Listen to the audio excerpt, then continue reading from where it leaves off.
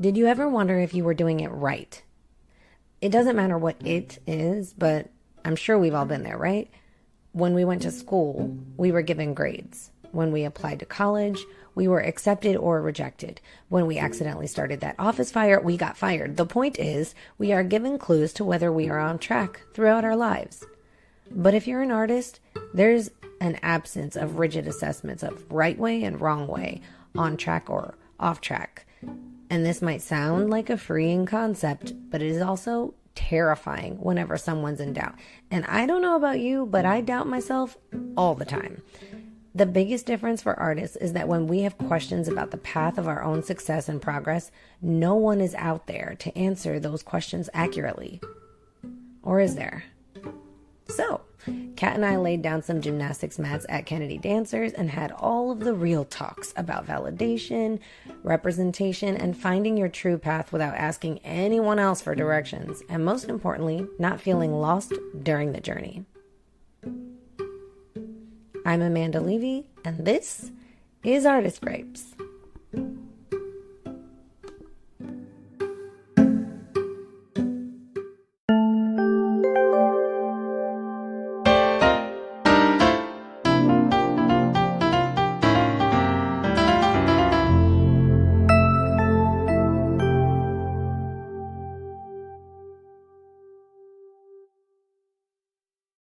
So we're going to talk about community and relationships.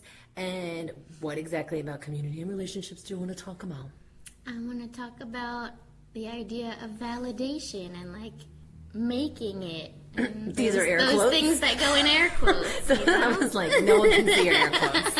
Yeah, you know, the things that go in air quotes. Got it. Okay, why did they go in air quotes? Because I'm not totally sure that they're real yet. What do you mean? And like, I don't know if there is such a thing as like making it that feels like an arrival or like a, now that I'm in this place, I'm a real artist or a real whatever you are. Yeah. I don't think that like waits for you in a certain place that you have to climb to. Mm-hmm. Yeah, so that's, it's like, I feel like sometimes people put that like, okay, you're an artist now, or you're this title now, like on a mountaintop that you have to like climb up to. Okay. And I'm not convinced of that model anymore. So what is the model you're convinced of? What's this new model that you've adopted? I'm trying to adopt the model where, like, if I'm doing the thing, then I am the thing. Like, you know, as someone who, like, if I'm dancing and performing and teaching dance and, you know, supporting myself from doing these things, then, like, yes, I'm a professional dancer or I'm a professional in the dance field. And my experience and my education have, like, given me qualifications and credentials and whatever. And have taught me enough to feel like I know things. I have things to teach, and I have ideas that I can develop and create, where I don't have to wait for someone else to tell me that I'm Good job. a dancer. Good star. That's yeah. what I'm working on. It doesn't always work, but So I feel like there are levels of validation though. And I think it represents itself in like milestones, right? So, you know, you're 4 and you're like, I want to be a ballerina. And then you get into ballet class. Milestone 1, I'm on track. It's happening. And then you stay into it in high school, or maybe you get competitive, or maybe you get cast in a show. That's another milestone. Oh, back on trajectory. Like I'm still on trajectory. There are these things that you kind of check in with. And then especially if you go, I'm going to do this by going to college. I'm going to go to a dance school. And then you get accepted. And then that is also validation. Like, yeah, you've been doing it right the whole time, and you can continue to keep doing it right. And then when you get out of dance school, I guess the next thing is like, have an amazing career. And I think people get lost on the last 3. People get lost finding themselves, trying to figure out who they are, between starting dance school and finishing dance school and then graduating dance school. Yeah. And then I think especially before you get accepted and you apply to dance school, people are also lost because really the only thing that you have at a young age like that is your parents that are like, you're great, honey. And you're like, you would say that. And then it's the first time you actually put it out in the world. Like, hey world, am I on track? And if the school says no, it's a weird feeling to fight because it's like, wow, it was the first time I asked you and you didn't give me the answer I wanted. So you must be right. Or there ends up being like an uphill battle. Like everything now is a fight because no one will accept you. Yeah. So are all of those forms or those milestones that people look for validation garbage, bullshit? Or no, I don't think. I think they're like necessary steps to move forward. Yeah. But I think maybe like college dance program, for example, may not take someone, and that doesn't mean that they're not meant to be a dancer or not good enough to be a dancer. Or so the absence of it doesn't mean the opposite of. Yeah. So I think it will affect how you get there, but I think there still are ways to work and make work and things that are valid. And there are other ways. And part of how I know that is because the first time I auditioned to the school that I went to, they said no to me too. And I'm still here. Yeah. So, So I don't think that any like roadblock along the way means that it's the whole thing afterwards isn't meant for you. I think it's just a detour sometimes. And it's more of a question of if you're still going to be curious enough to go down that road despite those roadblocks, or if you're going to let them point you to something else that can be just as fulfilling and rewarding to you. When people are rejected from something, it's not that they feel like, and from a theater perspective, I don't believe that people take a rejection as a not right now, or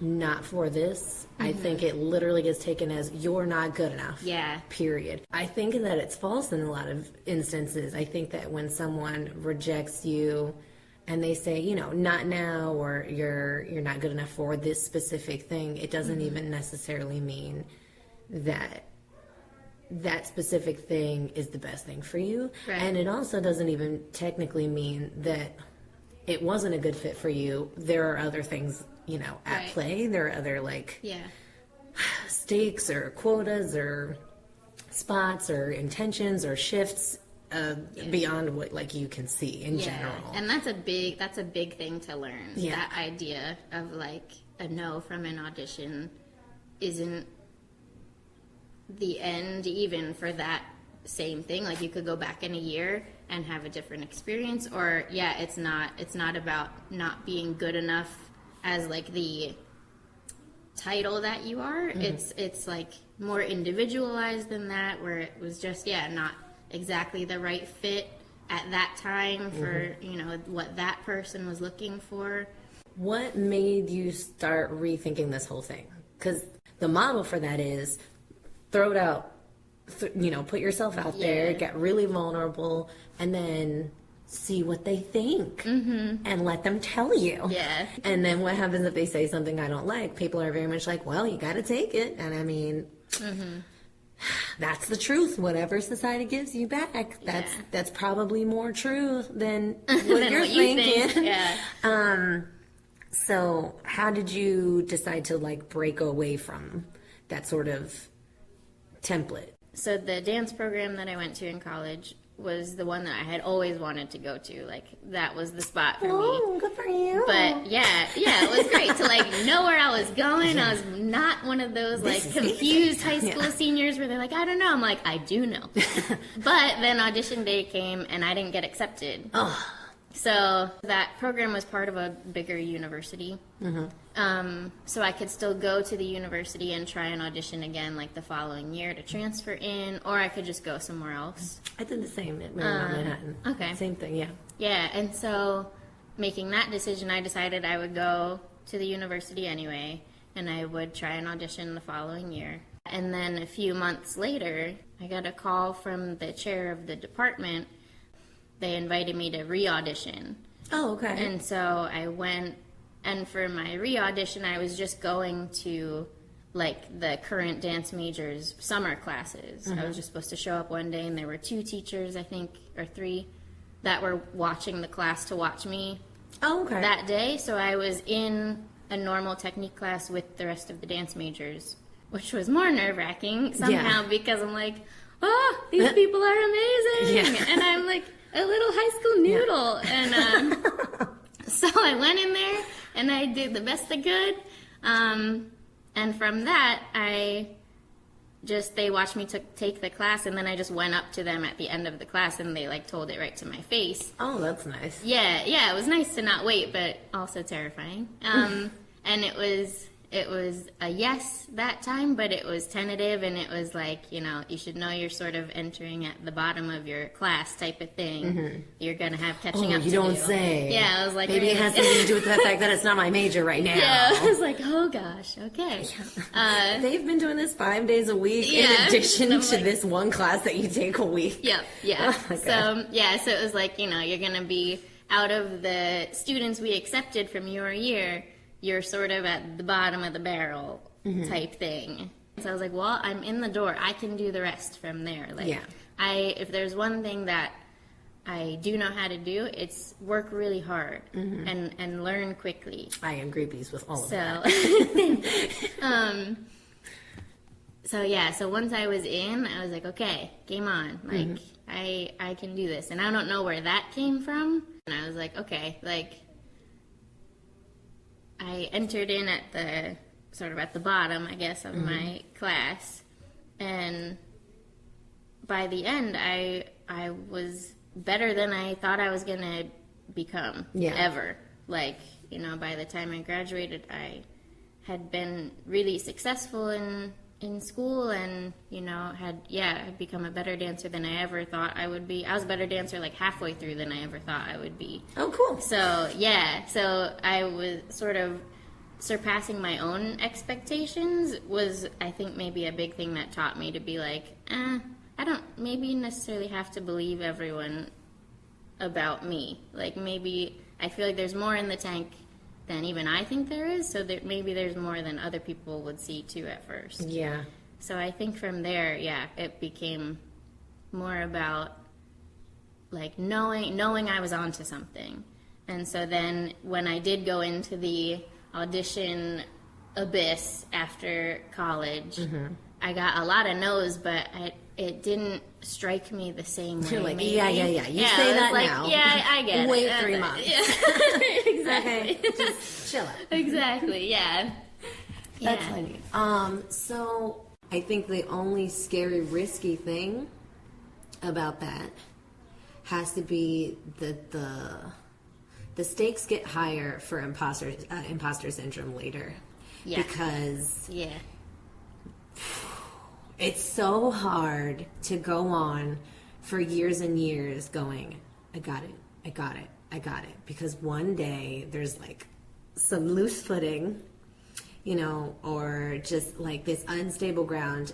And the minute you start thinking, maybe I don't got it, it all of a sudden becomes like, well, you've been doing this for years now. Yeah. So maybe you never had it. Yeah.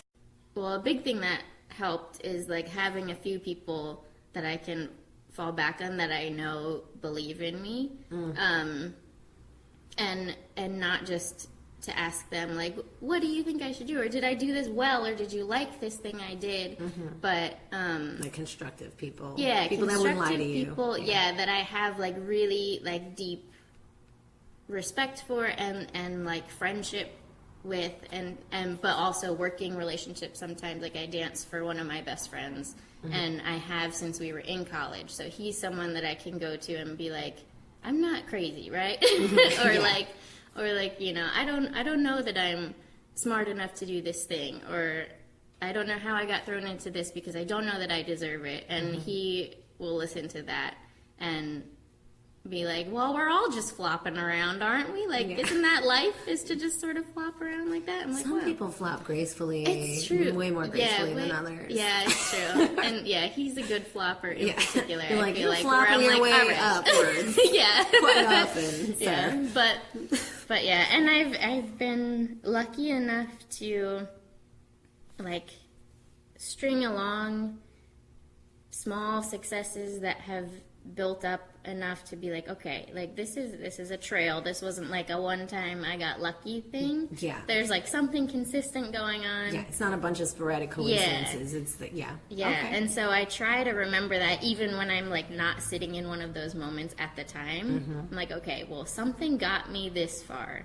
And that something, whatever it is probably still inside somewhere. And yeah, I've also been really lucky that things pop up when I need them to. Yeah. Oh, thank God. Yeah, I'm like manifesting. and then something shows up. I'm like, all right, well, I have this one thing right now, and that's okay because I'm sure something else will come when it's ready to. And yeah.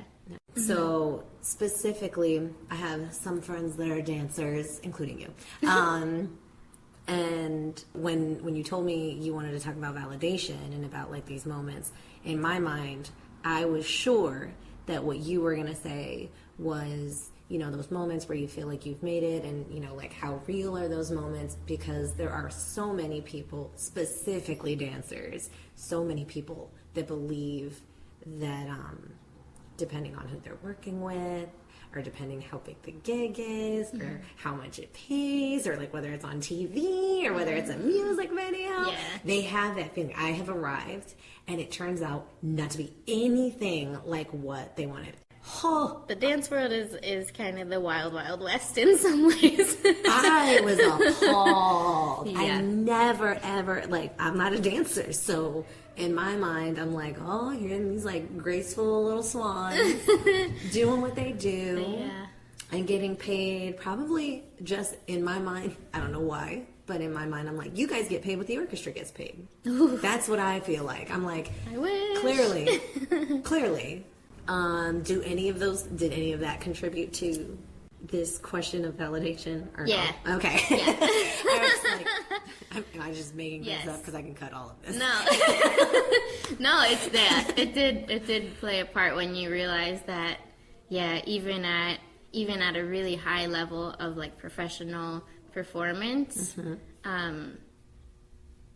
you're gonna have a side hustle.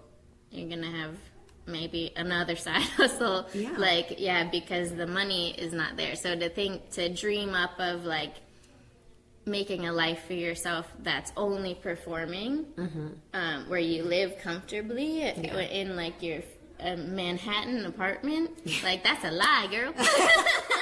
That's a lie.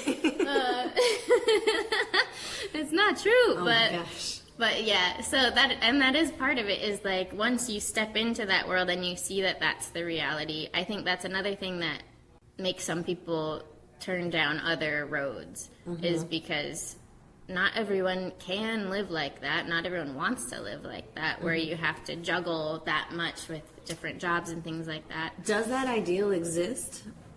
Like a prima ballerina with her own apartment somewhere in Manhattan by herself? Sort of, yeah, but that ballerina is usually their like housing is usually covered by either the company they dance for or some sort of sponsor of some kind. So it's really, but it's not like, come into my abode and see the life that I've built with my own 2 feet. Right? Yeah, it's not that, you know. And if they lose that job, they will lose all the things that go with it. It's interesting. And crazy. And yeah, and for at least for the modern dance world too, which is really more what I'm in, there's not even that. One of my first jobs, I think I got it like almost a year after I graduated. It involved, I guess, like 6 or so months of rehearsal for these 2 nights of shows. And so rehearsal was twice a week in the city for those 6 months, and then we performed those 2 shows, and we got paid for those 2 shows. Yeah. And a lot of times the people that are putting on these shows, like the people that I've been hired to perform for, you know, it's someone who has choreographic ideas, but maybe doesn't have much like financial sponsorship or financial backing. Yeah, a lot of times it's tough, and it doesn't come with much financial cushion. And so, yeah, a lot of it has to do with not always being able to afford to pay for rehearsal or things like that. And then it really becomes, well, do I believe in this work enough to do that? And sometimes I've said yes, and sometimes I've said no. And especially as I've gotten a little bit older and I've been around a little bit longer, I am not so willing to work for free anymore. Because you don't say. Yeah, it's because, hey, that's like, I don't know about that. I believe in you. I also believe in checks. Right. And myself. Yeah, and you know, I have more expenses than I was my first year out of school. I lived at home for a year in order to be able to dance. If I wasn't able to live at home and I had to pay rent right off the bat, I don't know that I would be a dancer still. I've seen dancers say, like, generally, nope, I don't get paid for rehearsal, or nope, I don't. And I'm just like, yeah. And they're like, yeah, but I believe in the work. And that happens, I think, more often for dancers than it does for actors in independent theater. Yeah. I don't know, because I love that attitude, but I'm also just like, yeah, but everybody should be asking for more. And it's a weird feeling, because all I want is that whole industry to change. Is there a dancers union? Oh no. My God. And that's why this is happening. Really? Because no. Yeah, wow.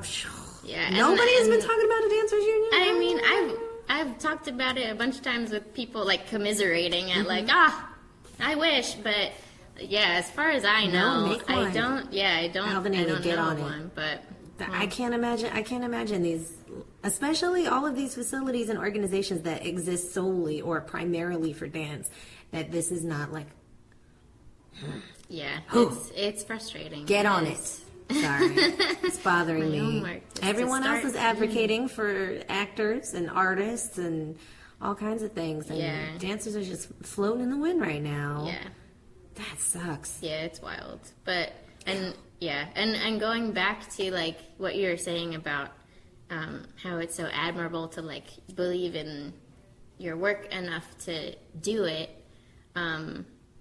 That's also part of the problem, is that we're agreeing to do it. I think that a financial foundation, like a home base for funding for lots of things, are in things that don't change. Like commercial theater doesn't change. I mean, most of what happens is you get funders to basically influence what you're going to do next. Disney puts skin in the game. We got Aladdin. Yep. We got Lion King. That's it. But if you decided one day before Disney put their skin in the game, we want to do the Lion King, people would flip their shit. They would flip. I mean, it's crazy how much you just change a little bit of a season, or a little bit about a show, or a little bit about the aesthetic, and then people are like, well, now I don't know what to believe. And it's a weird feeling, but I think that dance probably asks for the most implicit trust when it comes to funding, because it's like, we might do this and we might not, so whatever. And and I feel like people are just like, that's why people fund religiously like ABT, or they religiously fund like these very like, I want to say old fogey, but like very classical forms, because they know exactly what they're getting every single time. I'm going to get the Nutcracker. Right. I know I'm funding the Nutcracker. Right. And they love that. But then that's also why no one knows anything else. Yeah. Like when I still have family members that are like, so when are you going to be on Broadway? When are we going to see you on Broadway? And I'm like, you're not. I don't want to. Like, never. That is not the plan. Yeah. And yet, here I am still performing all this other stuff that you don't know exists and don't ever ask about. I don't know what to tell you. Yeah. I mean, I would never be accepted to be a dancer, but if I was good enough, I would not stand for this shit. That's a lie. I would probably be working 6 jobs. Yep. Thinking somebody should start a union. Yeah. That would be me as well. Not having that kind of structure around the dance world is another big thing that was like, well, my success isn't going to be defined by that because it's literally not there. So those standards and those, like what it looks like to be a working dancer versus like a working actor or someone else, it's not gonna look the same. I would say that part of me not knowing has to do with the fact that nobody talks about it. Nobody says anything. And if you look on Instagram or social media platforms or any sort of marketing, even self-promotion, is, with the exception of some of our friends who are really living it all the time and being like struggling in LA, working on it, like going to the job and another job and another job and another job. Other than that, people post these picturesque, absolutely graceful, successful looking moments. Yeah. Dancers are so good at that. So much better than anybody in theater. So much better. Because we're, usually by ourselves and nobody's taking pictures for us. Or we're on a stage and nobody's taking pictures for us. But dancers are usually a good company with another dancer. I'll take your picture, you take my picture. Yeah. And that dream and that depiction of that dream comes out so clearly from dancers, that there is this life that they're achieving that we think that they're achieving, that they say they're achieving. Yeah. And it's not, And it doesn't look like that, actually. No, Yeah. It looks nothing like that. And to me, if I had known about these things, I would have talked about them earlier. I would have bitched about them earlier. I would have interviewed you earlier. I would have, these things. Some of this is a perpetuation of that image. Why do you think that dancers don't want to share the real image of that? Is that it's scary to admit how precarious it all is. It's easier to just sort of keep your head down and do it and do it and do it and do it and do your next job and your next job, than it is to be like, wait, someone, this is not great, all the time. I don't know why we aren't more honest about it. I guess maybe the same reason that no one's fully honest on social media. No, yeah, I agree. I don't know. We need to talk about it, guys. All of me and every dancer that I know, we all need to talk about. Yeah. Because I want y'all to have a union. That's what I want. And I'm not saying that it's anybody's fault that you guys don't have a union. I think it's the man's fault that you don't have a union. Yes, actually. I think so too. Absolutely. I don't think that it's any dancer's fault that there is not a union. I just want you to have one. Yeah. Because I think that's fucking bullshit. This is a system that's bigger than, so-and-so's agency. Yeah. And modern dance doesn't do agents either. It's just us running out there. And that's probably another part of it, is that we are being our own agents. We're being our own everything and working enough. And it bothers me that other successful dancers or people that have been able to create wealth for that have not figured out, like, we need to represent these people. Yeah. We have to help them. They're getting fucked over all the time. Yeah, it is. And I don't think it's getting any easier. No, it's not. Sad. Okay. Yeah, it's rough. But if, it's a choice of how long you want to stay in that game, and those are really real things to think about in terms of how long you want to stay in that field that operates that way. Yeah. You think maybe that has something to do with it? Like the lifespan of I don't know. a dancing career, maybe? Yeah, I don't That's know. bullshit too, because there's athletes unions and all Yeah. kinds of. Nope, sorry. And Yeah, y'all are I athletes know. as well, so never mind. Forget what I said. Sorry. That's okay. I'm full of shit. Well, these are all good questions to ask, because if no one asks them, then here we are. What's your takeaway? I mean, I feel like your whole episode was a takeaway, but if there was a final thought from Jerry Springer, or Jesus, or what is somebody's got one of those things where they just give their last piece of advice. You know what I'm talking about? It's like final words. Yeah. What are your final words? Takeaway. Yeah.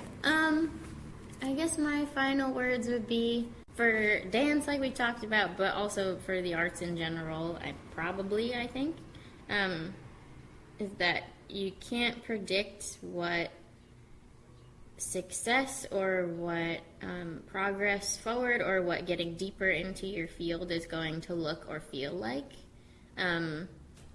So you have to trust whatever that thing is that's telling you to pursue this.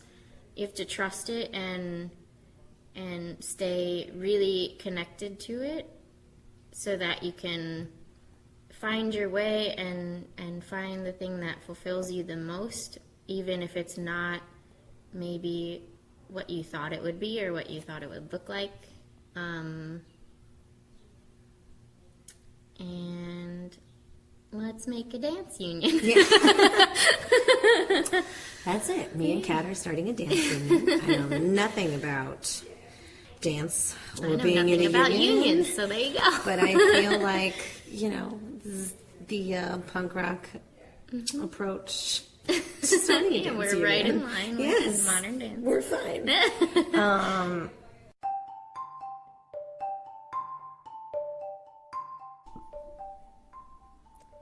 Thank you so much for listening to Artist Gripes, and thank you, Kat, for having the patience for this episode to come out super duper late, but I can confirm it was worth every single program crash that I endured over the weekend.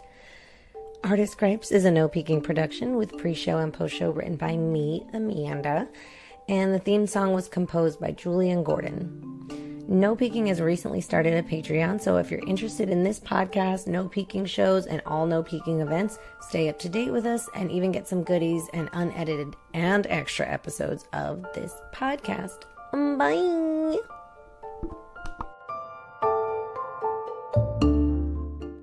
The podcast you just heard was made using Anchor. Ever thought about making your own podcast? Anchor makes it really easy for anyone to get started. It's a one-stop shop for recording, hosting, and distributing podcasts. Best of all, it's 100% free. Sign up now at anchor.fm/new. That's anchor.fm/new to get started.